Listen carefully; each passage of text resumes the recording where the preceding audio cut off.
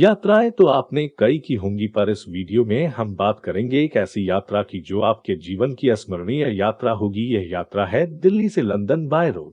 यह दुनिया का सबसे लंबा बस मार्ग है। जी हाँ, इसको पॉसिबल करवा रहे हैं गुरुग्राम की एक ट्रैवल कंपनी एडवेंचर्स ओवरलैंड। पिछले कुछ वर्षों में सड़क मार्ग से भारत से यूरोप के लिए कई सेल्फ ड्राइव टूर हुए हैं, लेकिन किसी भी कंपनी ने कभी भी भारत से लंदन के लिए बस की सवारी का आयोजन नहीं किया है। इस बार अप्रैल 2022 में adventures overland private limited Gurugram ये टूर आरंभ करने जा रही है। यहाँ पर हम ये क्लियर कर दे कि ये वीडियो स्पॉन्सर नहीं है, ये हम आपकी इंफॉर्मेशन के लिए ही बता रहे हैं। इसकी डिटेल आपको नीचे डिस्क्रिप्शन में मिल जाएगी। आपको ये जानकर आश्चर्य होगा कि भारत से लंदन बाय बस कोई नया आइडिया नहीं है, बल्कि आज से 65 साल पहले भी एक बस सर्विस हुआ करती थी जो लंदन से कोलकाता के बीच चला करती थी। यह बस सर्विस सन 1957 में संचालित होना शुरू हो गई थी।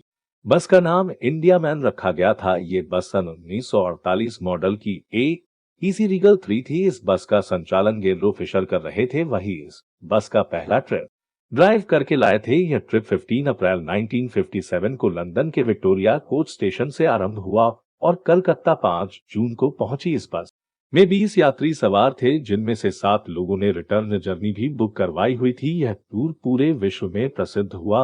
अमेरिका के अखबार न्यूयॉर्क टाइम्स ने इस टूर की इंग्लैंड वापसी पर उस समय एक रिपोर्ट भी छापी थी। दुनिया के सबसे लंबे कोच मार्ग लंदन से कलकत्ता रूट को हिप्पी रूट के नाम से भी जाना जाता रहा है। 15 अप्रैल 1957 को लंदन ग्लोबट्रोटिंग से फ्रांस, इटली, यूगोस्लाविया, बुल्गारिया, तुर्की, ईरान और पाकिस्तान से होते हुए अंतः 5 जून को कलकत्ता पहुंचे पहले रन में सवार एक यात्री पीटर मॉस ने अपनी इस यात्रा पर एक बुक द इंडिया मैन भी लिखी थी, जो अमेज़न में उपलब्ध है। लंदन से भारत की एक तरफ की यात्रा का खर्च 85 पाउंड स्टर्लिंग था, जो वर्तमान के 8019 रुपए है। टिकट में भोजन, यात्रा और आवास शामिल था। यदि आप वापस इसी ट्रिप में लंदन आ रहे हो तो आपको इसके अतिरिक्त 65 पाउंड और देने पड़ते थे। पहले ट्रिप में 7 लोग वापस आए, जिनमें 2 महिलाएं और 5 पुरुष थे।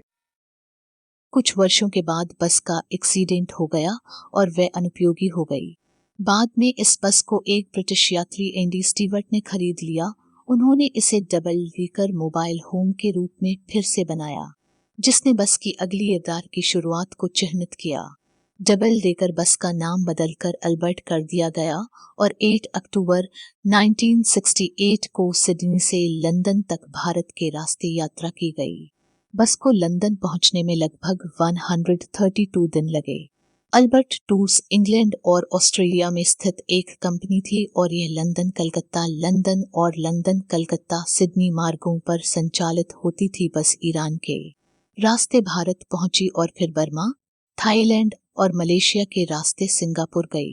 सिंगापुर से बस को जहाज द्वारा ऑस्ट्रेलिया में पर्थ ले जाया गया और वहां से यह सड़क मार्ग से सिडनी के लिए रवाना हुई।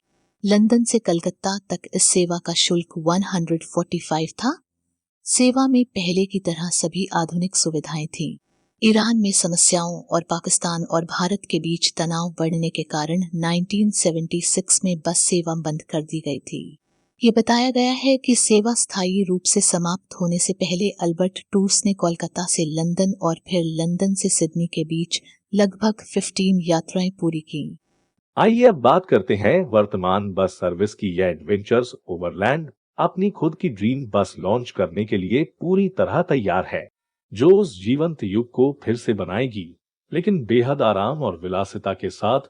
2 महाद्वीपों, 18 देशों में फैले और 20,000 किलोमीटर की दूरी तय करने वाली दुनिया की सबसे लंबी बस यात्रा होगी, जो 70 दिनों में की जाएगी। इस बस में 20 यात्री जा सकेंगे। बस में सभी प्रकार की सुख सुविधा होंगी, जैसे 2-in-1 कॉन्फ़िगरेशन, सीट लेआउट, गोपनीयता के लिए सीटों के बीच विभाजन, मूल्यवान वस्तुओं को स्टोर करने के लिए प्रत्येक सीट के साथ निजी लॉकर, लैपटॉप पर काम करने या अपने स्नैक्स खाने में आपकी मदद करने के लिए फोल्डेबल ट्रे, पानी, पेय पदार्थ, चॉकलेट, स्नैक्स आदि को स्टोर करने के लिए एक कूल बॉक्स के साथ मिनी पेंट्री, माइक और ऑडियो सिस्टम और वाईफाई मिलेगा।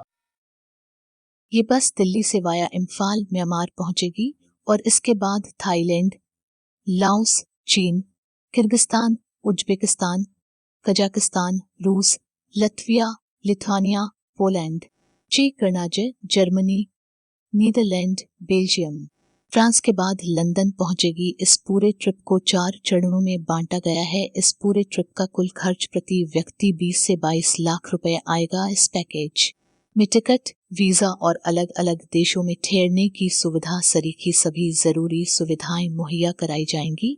इनको चरण अनुसार भी सेलेक्ट कर सकते हैं। पहला चरण 11 रात 12 दिन का दक्षिण पूर्व एशिया का है, जो मणिपुर की राजधानी इम्फाल से आरंभ होता है। इसमें हम इम्फाल से मोरे जाते हैं, जहां से म्यांमार में बॉर्डर क्रॉस करते हैं। म्यांमार, जिसे पहले बर्मा के नाम से जाना था, एक बुद्धिस्ट देश है। यहाँ कई मोनेस्ट्री और चर्च है। पहली रात काले में रुका जाता है, फिर वहां से बागान को निकलते हैं। बागान म्यांमार में मुख्य पर्यटन स्थल और पहले म्यांमार साम्राज्य की राजधानी, दक्षिण पूर्व एशिया के सबसे समृद्ध पुरातात्विक स्थलों में से एक। अयरवाड़ी नदी के पूर्वी तट पर स्थित बागान के जादू ने म्यांमार के आगंतुकों को लगभग 1000 वर्षों से प्रेरित किया है। डे 9 को हम म्यांमार से थाईलैंड में प्रवेश करते हैं। थाईलैंड दक्षिण पूर्व एशिया में पर्यटकों द्वारा सबसे अधिक दौरा किया जाने वाला देश है। इसकी राजधानी बैंकॉक है, जो अपने ट्रैफिक जाम के लिए कुख्यात है। थाईलैंड में सबसे पवित्र बौद्ध मंदिर वाट फ्रा केव का घर है, जिसमें इमराल्ड बुद्ध हैं। अन्य सांस्कृतिक आकर्षणों में वाट फो, वाट अरुण और जिम थॉम्पसन हाउस शामिल हैं, लेकिन ये उन संभावित स्थलों का एक अंश है जिन्हें आप देख सकते हैं।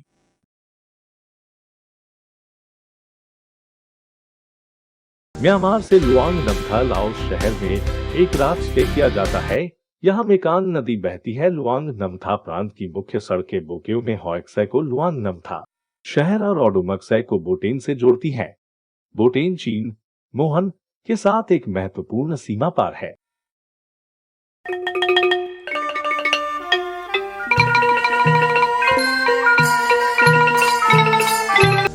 लाओस से हम जिन्होंग चीन में आते हैं। चीन में 15 दिनों का सबसे लंबा स्टे होता है।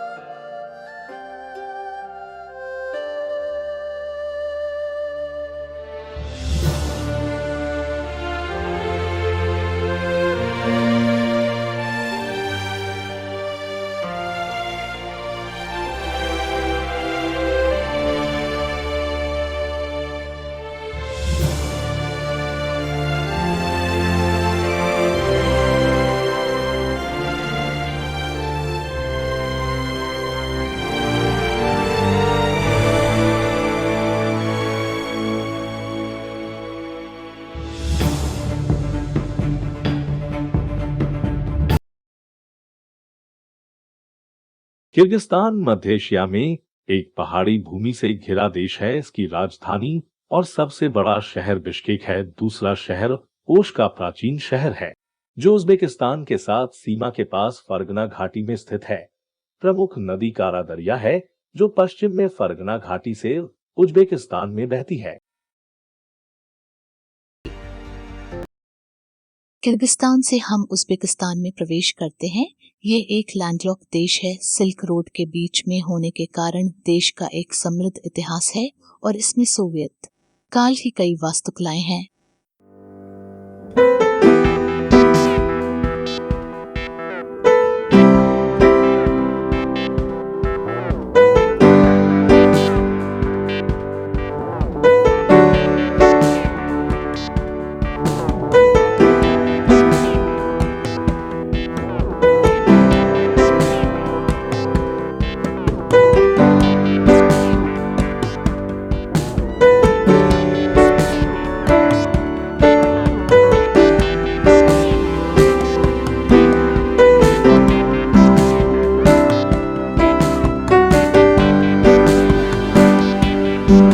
किर्गिस्तान का अंतर्महाद्वीपीय शहर है, जो यूराल नदी के मुहाने पर स्थित है। यहाँ से हम रूस के शहर आस्ट्राखान में आते हैं।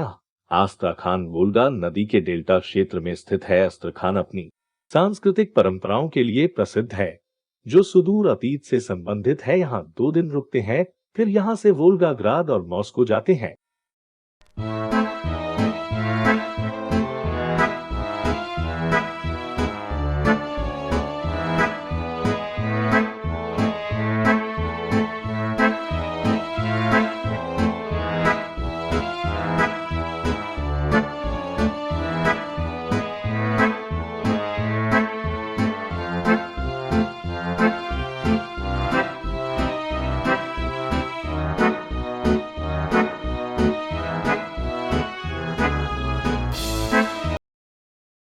लैग 4 आरंभ होता है। रूस से हम लाटविया लिथुआनिया होते हुए हम पोलैंड की राजधानी वॉर्सो पहुंचते हैं। ये ओल्ड टाउन है जिसे यूनेस्को की विश्व विरासत सूची में दर्ज किया गया है। गगनचुंबी इमारतें ओल्ड टाउन की लाल छतों से ऊपर उठती हैं। ऐतिहासिक इमारतें आधुनिक वास्तुकला के साथ सामंजस्य बिठाती हैं और शहर अपने दूसरे चेहरे को प्रकट करके हमें आश्चर्यचकित करता है।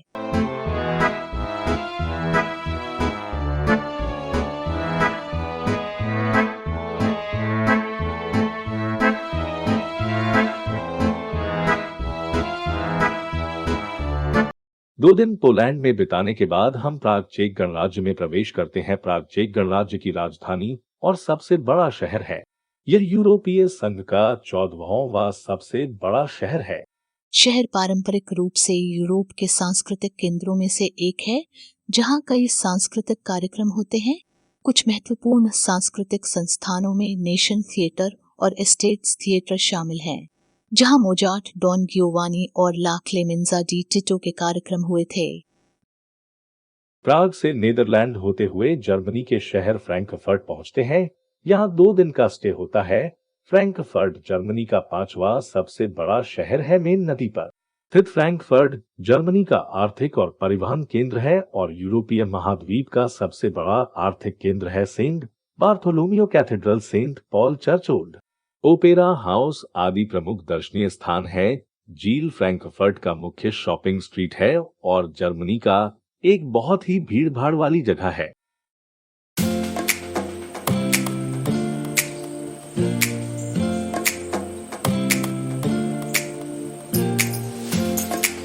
जर्मनी से ब्रसेल होते हुए फ्रांस के केले शहर से फेरी द्वारा इंग्लिश चैनल क्रॉस कर इंग्लैंड के डॉवेर पोर्ट पर उतरकर लंदन के लिए रवाना होते हैं। यह दूरी लगभग 100 किलोमीटर की है। इस प्रकार हमारी 70 दिनों की अस्मरणीय यात्रा पूर्ण होती है।